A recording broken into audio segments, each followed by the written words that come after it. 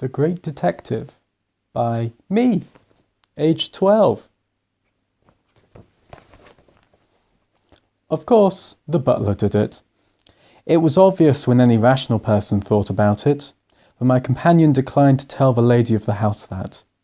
He spent 2 hours rooting around inside and outside the window of the room where the untimely demise came, carefully scrutinizing the floor for any remaining traces of the murderer.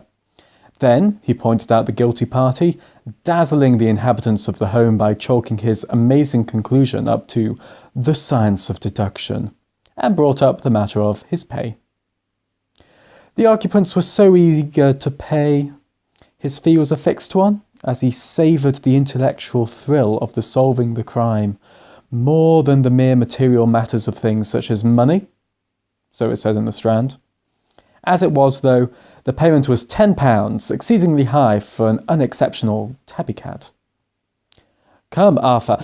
"Watson," he clapped his forehead. "We must be on our way now. The Countess would want my conclusion about the unusual disappearance of the blue carbuncle, will she not?" He glanced significantly at me. As we left the residence, I overheard one of the other occupants muttering to another, "How the deuce do you deduce the existence of the Atlantic Ocean from a drop of water?" But they had already paid, and we were out the door. I knew not what wild beast we were about to hunt down in the dark jungles of criminal London, most probably another tabby. But my companion was transformed when he was hot on such a scent like this.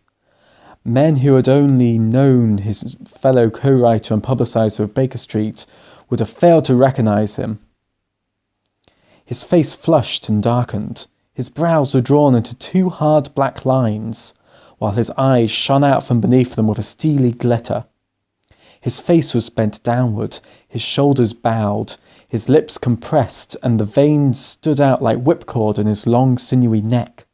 His nostrils seemed to dilate with a purely animal lust for the chase, and his mind was so absolutely concentrated on the matter before him that the sound of an approaching cab fell unheeded on his ears.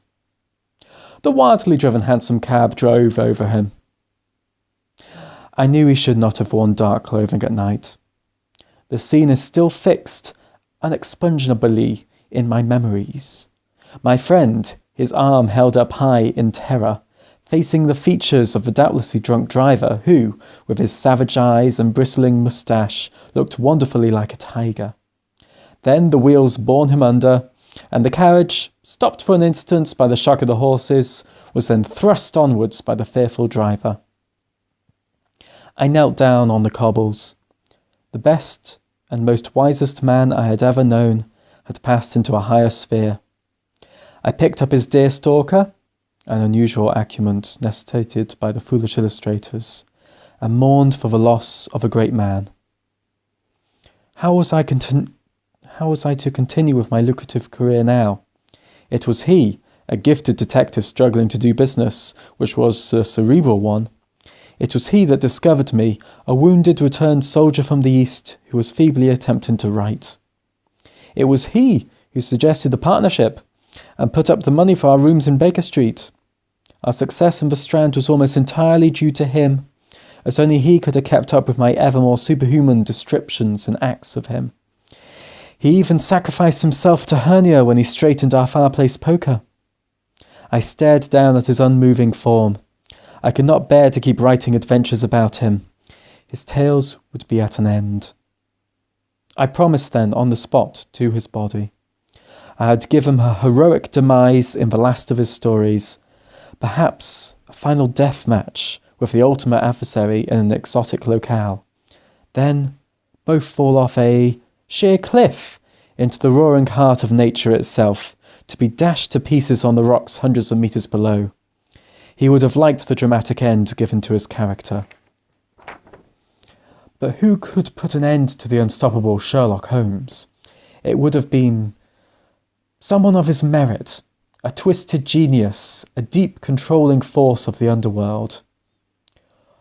What gave me further inspiration was the sight of the sign on the back of his killer, just before the cab melted into the darkness beyond the gas lights. Moriarty Cabs.